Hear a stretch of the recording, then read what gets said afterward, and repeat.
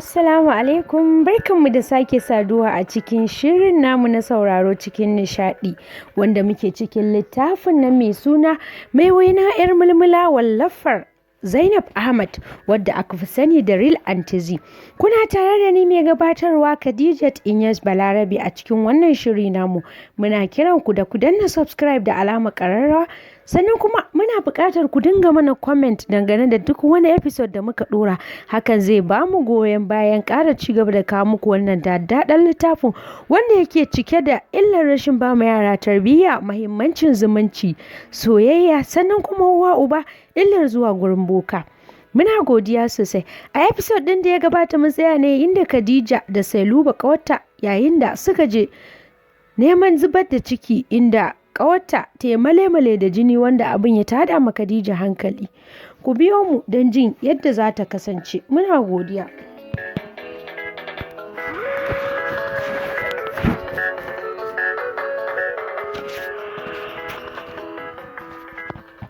Bismillahirrahmanirrahim. Sosai Khadija ta firgice ta fita ganin Sailuba ta fara fita hayyacinta in banda yarfa hannu babu abin da take.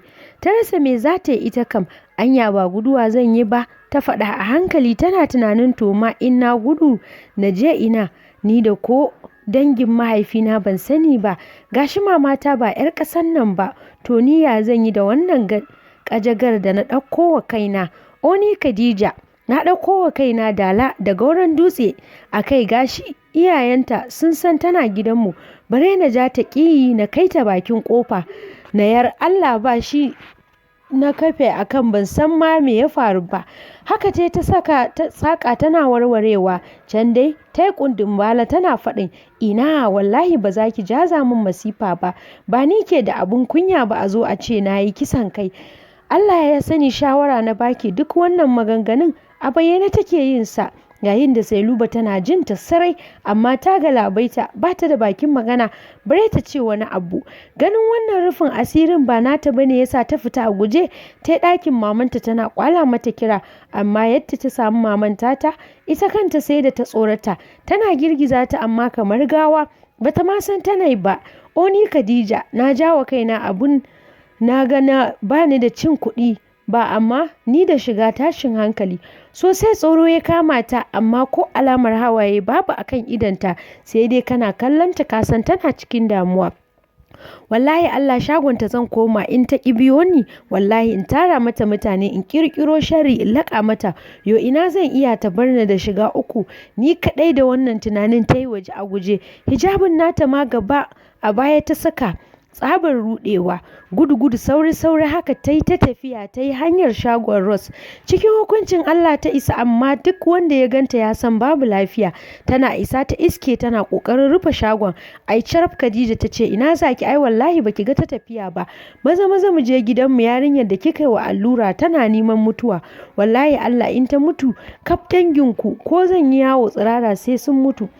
Ross cikin in ina da hausarta da bata fita sosai ta ce iwo yarinya me na gaya maki, na ce karki nime ni da yaddar haka na maku allurar nan, yanzu kina so ki ja min matsala.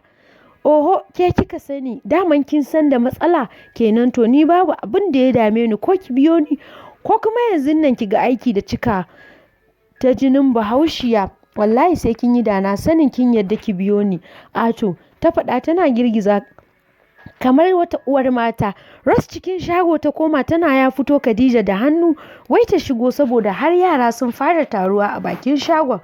Gaba kuma manya ne za su taru, gashi daga dukkan alamu yarinyar ba ta da mutunci, dole ta lallaba ta. To naji yarinya zan biki amma za ki bada 3,000 in kin yadda. A har zarce Khadija ta ce na yadda, a zuciyarta kuwa ta ce wallahi ko anini ba za ki ƙara miki ba. Ɗaukar kayan aiki ta bi ta suka wuce har gidan su Khadija. Suna isa suka iske Sailuba a kwance wanwar kamar gawa. Ai Khadija wata irin ƙara ta sa tana faɗin shi kenan kin kashe ta. Jikin Ross a sanye ta ƙarasa wajen Sailuba da ke kwance cikin jini tana faɗin Yesu. Ta yi kanta a zafafe, nan da nan ta yi ta ƙoƙarin na likitoci cikin hukuncin Allah ta farfado. Nan ta mata allurar tsaida jini amma tunda ta ganta ta san gaskiya yarinyar tana buƙatar ƙarin jini, amma bari ta basu maganin ƙarin jini da kuma allurar duk da ta kamata sannan sai ta rabu da su salin alin. Ganin ta farfado Khadija sai da ta yi wani dogon ajiyar zuciya tana faɗin Allah na gode maka. A haka dai Rose ta yi musu duk abin da ya dace, ta ce su samu pad ta sa sannan kuma in ta huta ta yi wanka da ruwan ɗumi. Khadija ta bi ta amso magani. Sharaf Khadija ta ce ki rubuta min maganin, kin ga yanzu babu kuɗi sannan duk kuɗin yana hannun mara lafiya, in ta tashi sai mu zo mu kawo miki. Ba dan Rose ta so ba ta rabu da su, amma ta ce ba za ta rubuta magani ba, su zo su saya a gurinta tana saidawa duk yadda Khadija ta tsara ta, amma Fir ta ƙi yadda. Haka nan ba don ta so ba ta bar Rose ta fita, tana jaddada mata cewa in aka ƙara samun matsala za ta dawo. Rose na fita Ruma ƙanwar Khadija ta farka daga bacci ta nufo ɗakinsu, tana ɗaga labule ta hango Sailuba male-male da jini nan duk ta watso ido waje tana faɗin me ya same ta anti. Jin muryar Ruma ai fanan Khadija ta yi tsalle ta dire gabanta ta jawo ta tana faɗin wallahi Allah kika kuskura kika faɗa wa mama wani abu, wallahi sai na kusan illata ki, sannan kuma kina kallo zan dinga cin kayan daɗi na in hana ki, kin san halina sarai ba sai na faɗa miki ba. Sosai ta ja mata kunne sannan ta ce ta yi waje ta bar gidan matun kan ta ci ubanta. Cikin azama Ruma ta yi waje don tsira da lafiyar jikinta. Nan Khadija ta yi ƙoƙarin ta gyara gurin, tana mita ta tattara kayan duk da suka ɓaci, ta ce wallahi bola zan saka ku don ni ba zan wanke ba. Haka kuwa ta tattara ta yi bola da su, ta gyara ɗakin fes duk da tsantsanin da take da ta ji haka ta daure. Fita ta yi waje ta sayo pad ta dawo ta tarar har lokacin Sailuba bacci take. Tashinta ta tana faɗin dalla tashi ki canza kaya ko ba za ki yi bacci ba, don wallahi in mama ta tashi kisan abun faɗa mata da ni babu ruwana. Cikin bacci sosai ta tashi ta canza kaya tsaf ta koma ta kwanta tana faɗin jiri nake gani Khadija. To ai sai ki ta gani, ni dai nayi iya kokari na, sauran ya rage naki. Fita ta ƙara ta sayo mata maltina da madara ta dawo ta tashe ta bata ta sha ta koma ta kwanta. Tsaf ɗakin ya gyaru kamar ba a yi komai a ciki ba, sai dai dan ƙarin jini da yake saboda iya omo kawai Khadija ta barbaɗa ta sa tsumma ta goge. Sai yamma likis maman Khadija ta farka daga nan nauyin baccin da ya tafi da ita, tana miƙa tana salati inda ta faɗa kan agogo bango da yake manne a ɗakin duk ya ji jiki. Salati ta ganin lokaci ya ja sosai ta fito ta ɗauro alwala. Ta yi sallah ta ƙara fitowa tana kiran Khadija. Khadija da ke baccin gajiya ta jiyo kiran mamanta da sauri ta fito don ita. A tunaninta asirinta ne ya tonu, sai ta ji maman tana faɗin ina ta bacci ko ki tashe ni in zo in ɗaura abinci. Gashi nan yanzu bai fi minti 10 a kira magariba ba, kuma ke ma baki ɗaura ba. Ni kam yau me za mu ci a gidan nan? Oho miki mama, ni ina ruwana, ke ma kin san bana girki, ni wallahi ban san wahala don wata ranji nake kamar na yi Allah ya isa da kuka haifo ni a gidan nan. Duk kasa babu ko siminti, haka ne ta rarrafe, dutse na soke min gwiwa. Haba sakin baki kawai maman ta yi tana kallanta tana faɗin Allah ya shirya. Taliyar Hausa da take da shi ta ɗauko ta bararraka musu ita suka ci da daddare, sai dai kallo ɗaya ta yi wa Sailuba ta gano ba haka ta shigo gidan ba. Nan ta tambaye ta me ya same ki, ta ce wallahi babu komi, haka nan ta kyale su amma ba don ta yarda ba. Washe gari ganin har lokacin Sailuba bata wani abu sai kwanciya ya sa ta fita ta je shagon wani mai kemis, ta ce ya bata maganin ƙarin jini. Haka ta haɗo mata na 1000. Tana yi tana mita ta ce wallahi ba zan ƙara baki ko sisi a cikin sauran kuɗin ba, daman kuɗin kusan 50,000 ne, to kwata-kwata bata kashe 10,000 ba amma har ta fara ƙorafi. Haka ta lallaɓa Sailuba ta maida gida ta bata maganin ta yi ta tafiyarta. Yau sati guda da wannan tataɓarzar da suka yi tsakanin Sailuba da cikin jikinta. Ta warke ta yi ras, sai dai ta yi haske sosai. A yau ne kuma ta koma gidan su Khadija akan maganar kuɗi. Ta gaisa da maman Khadija, ta yi ɗakin Khadija ta same ta tana zaune a bakin katifa. Tana danna wayarta da ta sayo ta 2000 'yar ƙarama mai cocila. Ƙawa waya kika yi ashe? Eh wallahi ƙawa na sayo waya nan dai suka yi ta maganar su. Can dai sai Luba ta sako maganar kuɗi da ya yi saura, wani mugun zagi ta yi mata tana cewa har kina da bakin maganar kuɗi. Masu sauraron mu kada ku shagala, kuna tare da Autar Soyayya YouTube channel cikin shirin namu na sauraro cikin nishaɗi, wanda kamun mu ci gaba da wannan episode ɗin za mu so mu ja hankalinku dangane da ɗabi'a ta zuwa ku yi cikin shege matasa, sannan kuma ku dinga neman kuɗi ta kowace hanya. Kun ga da yadda Sailuba ta ƙare, sannan kuma kada ku manta Khadija Sailuba ba wanda isasshe ilimin addini ya ise shi, amma wannan kisan kan da suka yi haramun ne a gurin Allah, kuma Allah zai tambaye su dangane da abin da suka yi. Muna godiya sosai. Za mu ci gaba daga inda muka tsaya. Lallai ma wannan yarinya yanzu miyan nufin ki so kike na baki kuɗin dan Allah Khadija ki yi haƙuri. Ki ban wani abu, wallahi har yau ban gama tsakewa ba fa. Ina so na koma asibiti a duba ni ko yaya, Allah ƙarfin hali kawai nake.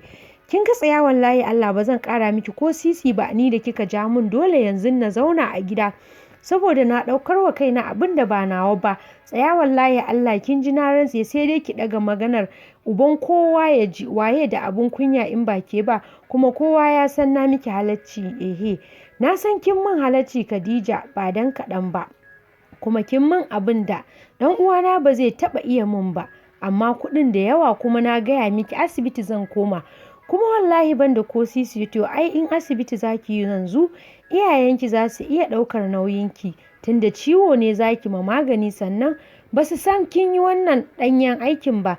Sannan ko Madam Rose da yaya na samu ta zo ta cece ki, da kin mutu har uwata kin jawo masifa ba ma ni ba, kuma sai da na bata 20,000 sannan ta zo ta maki allurar tsaida jini da kuma maganin ƙarin jini. Wai ba har maltina da madara duk na saya maki a cikin kuɗin ba? Ta ƙarasa tana kafe ta da idanta. Duk yadda Sailuba ta so ta bata ko 5,000 ce ki ta yi, sai dai ta ɗauko 200 ta ce fa wannan ta ƙara siyan maltina ta sha, duk dan zubar jinin da ta yi ne ya ja mata hakan. Hakanan ta amsa ta tafi cike da ganin ƙoƙarin Khadija na son kanta da ya yi mata yawa a rayuwa, san ba ta da abu don Allah. Tun daga wannan rana Sailuba bata ƙara zuwa gidan su Khadija ba, ita ma Khadija bata ƙara neman Sailuba ba. Kowa ya ci gaba da harkar gabansa. Yau sati 2 kenan da Khadija ta daina zuwa kasuwa, kuma ta ƙi ba mamanta ko anini a cikin wannan kuɗin, ko cefa ne dainawa ta yi. Ta ce lallaɓa kayanta za ta yi, tana zuwa makaranta tana cin kuɗinta a hankali har su ƙare. Sosai Khadija ta mai da hankali ga karatunta, kuma tana ganewa, sai dai tsokala da fin ƙarfi da Khadija take nuna wa 'yan ajinsu. Yau ma ɗauke take a kan kafaɗarta a staff room na malamai da aka kira ta akan 'yar ajinsu Aisha da ta ce ta san mata doya da kwai ɗinta da ta taho da shi daga gida ta ƙi, shine ta Khadija ta fusge kurar ta kama ci. Nan ne dai dambe ya kaure tsakaninsu, ta mata shegen duka kuma ta cinye doyar. Khadija me yasa baki jin magana ne? Kwata-kwata baki daɗe a makarantar nan ba, amma kowa ya san halinki. To yau anan zaki wuni kina aiki, maza ki yi tsallen kwaɗo, sannan ki je ki wanke bayi, sannan ga fatanya can ki yi nama ciyayi kaf kafin a tsahi ki yi noman ciyayi. Nan fa ido ya raina fata, ta roƙo, amma ganin an ɗauko bulala ya sa ta yi tsallen kwaɗon, har sai da antin ta ce ya isa, sannan ta nuna mata hanya maza ta je ta wanke bayi. Kamar ta haura katanga haka ta ce, amma ganin in ta gudu zai zamar mata matsala, kila ma a kore ta a makarantar, ya sa ta daure ta wanke bayin, amma ta ƙudura a ranta tabbas yarinyar nan kashinta ya bushe a hannunta wallahi. Ana tashi makaranta Khadija ta ja ƙawarta ta aji da ke mugun tsoron Khadija, kullum sai ta bata illokarta da take saidawa kyauta gudun samun matsala. Haka suka yi ta bin wannan Aisha a baya da yake tana da nisa, har suka wuce layinsu. Suka yi ta binta sai da suka zo daidai makabarta. Khadija ta yi maza ta kwala mata kira ta tsaya. Haka Khadija ta zago wasu ciyawa da ke da girma a daidai bakin makabartar layin nasu, ta yi kan yarinya tana cewa uban wa kika sa aka buga ni? Ai wallahi yarinya sai kin yaba wa aya zaƙinta. Gashi hanyar babu yawan wucewar mutane. Nan da nan Aisha ta bata haƙuri, so ɗaya ta zula mata bulalar tana faɗin wallahi yarinya gobe ki kawo min naira 50, in ba haka ba wallahi sai kin bar zuwa makaranta, ki gaya wa malam sau 10 ni kuma in tare ki sau 10 in gurje miki baki. kamar na ɗazun a makaranta. Haƙuri ce ta bata ga ta tafi. Khadija ta tsaho duk da Khadija za ta girme ta da shekara. Ta yadda za ta ba ta 50 ɗin, amma hakan bai mata ba, sai da ta ce maza ta kama hanya su shiga cikin makabartar ta taka kabari, in ba haka ba wallahi ba ta haƙura ba. Nan fa yarinyar ta kuka kamar ƙaramar yarinya. Ta kama hanyar makabarta amma ta kasa shiga, tsabar tsoro akan gwiwarta ta doka tana ba Khadija haƙuri, amma fir Khadija ta ƙi yadda. Kwatsam sai ga wani mutumi nan ya zo wucewa, shine ya ƙwaci Aisha a hannun Khadija. Da ƙyar shi ma haka ta surfa masa zagi kamar dagin maguzawa. Ganin yarinyar ba ta da tarbiyya yasa bai kula ta ba, ya gaba. Ita kuma da ƙawarta suka kama hanyar gida cike da baƙin cikin wannan mutumi da ya hana Aisha taka kabari. Rayuwa ce ta tafiya da daɗi ba daɗi har aka kwashe wata guda. Maman Khadija ta yi a ci gaba da waina don suna samu su ci a ciki, amma Khadija firtaƙi yadda ɗan kuwa ta san ta ɗauko magana a can, duk da tana tunanin a fara ɗin amma sai ta canza kasuwa. Kwazam sai makociyarsu ta shigo da maman Khadija da maganar laku-laku kuɗin ruwa da ke rabawa mata don su samu sana'a. Cikin zalamarta ta amince akan a bata naira 200,000 za ta siyo injin matsar gyaɗa. Haka kuwa aka yi, an bata kuɗi akan ba sani ba sabo don ta jaddada mata cewa ita fa ba kuɗinta bane, kuɗin wani alhaji ne da yake rabawa, amma naira 100,000 duk sati 10,000 za ta dinga biya, 200 kuma 20,000. San bata duba yanayin komi ba, ta sa hannu akan naira 200,000 aka fata su cas. Washe gari ko ta sayo injinta na hannu da na tatsar gyaɗa da na markaɗe. Khadija ta yi mamakin ganin wannan abu da ta tambaye ta cewa ta yi kuɗin gonar ta sai da ita ma ta kama sana'a saboda ta huce takaicin zamani. Nan fa Khadija ta yi ta murna ganin kakarsu za ta yanke saƙa, su ma sun kusa daina talauci. Rayuwa tana tafiya. Maman Khadija ana ciniki niƙa tana ƙoƙarin zubin kuɗin ruwan ta, sai dai san barka ta yi zubi kusan sau 5, 20,000 inji ya tsaya. Kamar haɗin baki gaba ɗayansu injin ya lalace. Mai kuɗin laku-laku ta zo yau amsan kuɗin lakun su ta tarar da injin ya lalace, amma fir ta shafe idanta ta ce bata san haƙuri ba, damanta ita ba sani ba sabo. Duk irin magiyar da ta yi mata, amma ina abu ya ci tura, sai ma cewa da ta yi wallahi in dai wasa za ta yi da kuɗin mutane ta sani 'yan sanda za a kawo mata.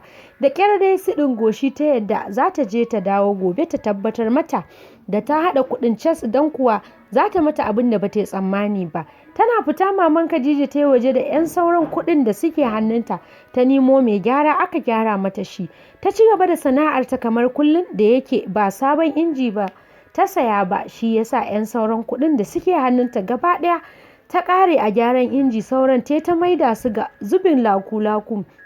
To yanzu kuɗi ya ƙare, gashi bata haɗa 20,000 ga duk sati ɗaya. Sannan wannan damuwa da ta shiga yasa bata zaman gida.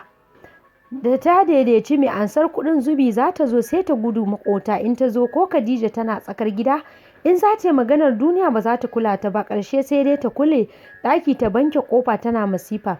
Da ƙyar ta yi zubin 125,000, sauran 125,000 don kuwa ƙarin dama 100,000 aka yi mata akan 200 da ta amsa.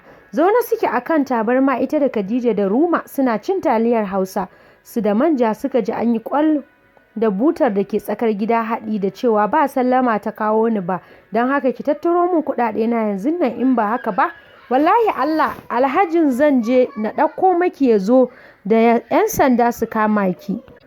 Kallon ta Khadija ta yi tana faɗin ke kuma daga ina, wa kike nima, kuma wani kuɗi za a baki? A jere ta jero mata tambayoyinta.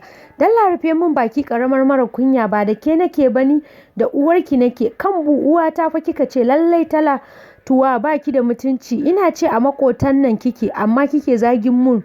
To wallahi kin jawo yaranki kaf sai sun daina fito ko nan da nan. In kin ga na kyale su to ki sani ba mu gauraya da su ba. Ni ba da ke zan ba, kuma ba zan ƙara shiga maganar manya ba, amma kuma ki sani 'ya'yanki kika jawa. Daga haka ta koma ta yi zamanta ta ci gaba da cin abincinta. Oho miki, ki kuskura ki taɓa min yaro, wallahi Allah 'yan sanda ne za su raba ni da ku. Shegu waɗanda ba su san mutunci ba bare halaccin rayuwa. Janta Maman Khadija ta fara tana faɗin haba Talatuwa me yasa zaki min haka a cikin ƴaƴana haba to ni na faɗa miki kwana biyu babu cinikin don haka ki yi haƙuri sannan ba zan iya biyan 20,000 ba sai dai 10 in ya miki faƙat in bai maki ba daga nan har bangon duniya ki kai ni banda kuɗi banda hanyar su kuɗin ma da na amsa ina da na sanin amsar su tsabar babu Allah a ciki ai wallahi da na sani na ke haka kika ci ko to babu damuwa ki jira ni ba kuɗi na bane bare ki ci banza wallahi mai kuɗin ya fi ki iya tsiya in faɗa maki daga haka ta fice fu bata zame ko ina ba sai gidan Alhaji Barandami ta zayyane masa komi kala bai ce mata ba ya ɗaga waya ya kira ɗan sanda ya masa kwatancen Talatuwa da yake ya san gidan ya ce akwai wacce take son cinye masa dukiya to a amso ta a yi station da ita har sai ta fuddo masa kuɗinsa kaf sannan za a sake ta.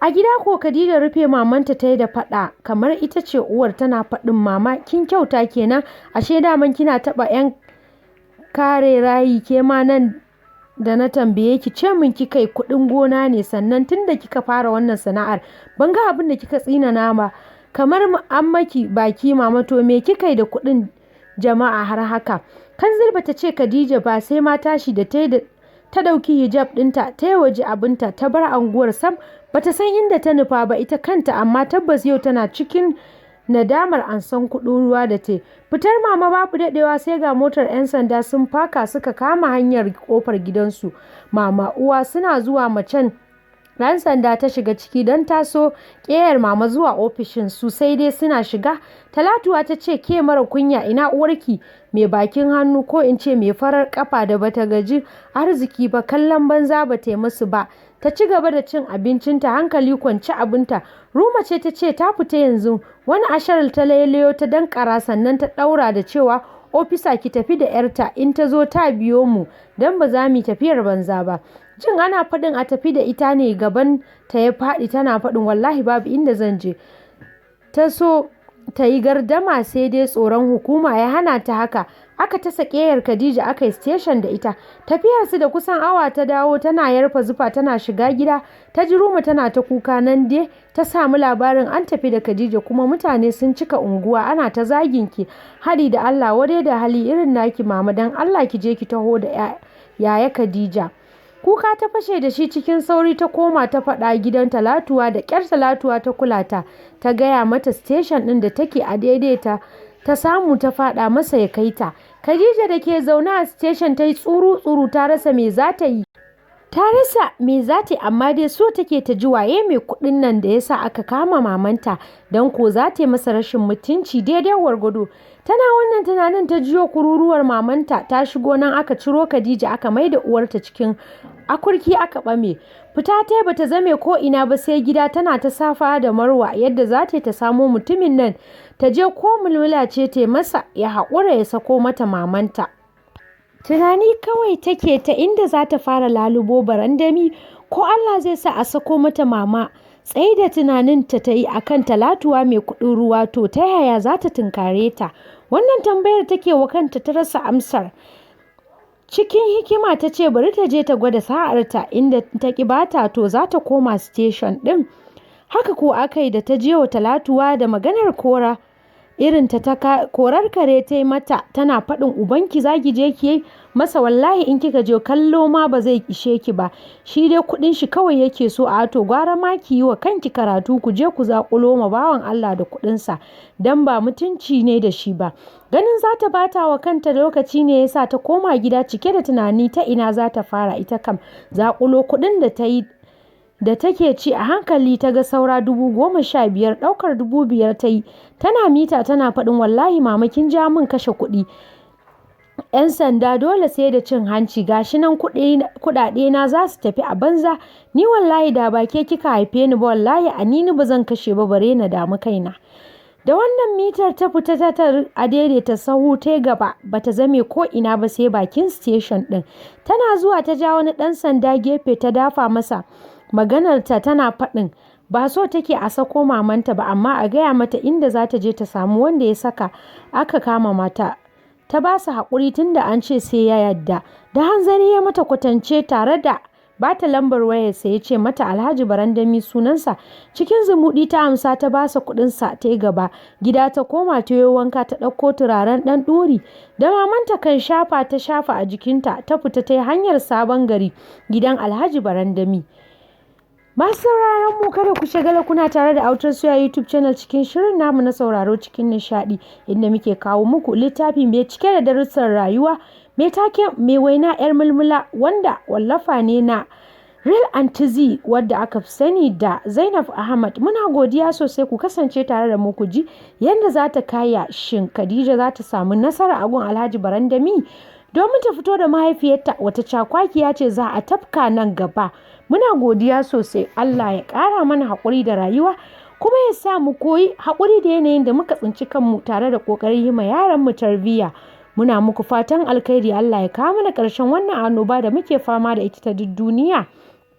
Ku ci gaba da bibiyan shirye-shiryenmu. Akwai littafinmu wanda muke kawo muku wanda labari ne mai taɓa zuciyar mai sauraro wato Hassana da Husaina. Sannan kuma akwai littafi Wacece Ni wanda ya ƙunshi soyayya, matsananciyar soyayya, maraici, karamci da kuma zazzafan rashin mutunci. Sannan akwai littafin Najib wanda ya ƙunshi soyayya, ƙiyayya, yaudara da tsantsar munafunci. Shi ma duka za ku same shi a Autar Suya YouTube channel. Sannan kada ku manta akwai shirinmu na aure a musulunci, banda shi kuma akwai shirinmu na kissoshin annabawa 25 wanda aka ambace su Alkur'ani mai girma wanda muke kawo muku a wannan wata mai falala da albarka. Ku danna subscribe da alamar ƙararrawa. Khadijat Balarabe Inyas ta ku ce a koda yaushe muna godiya.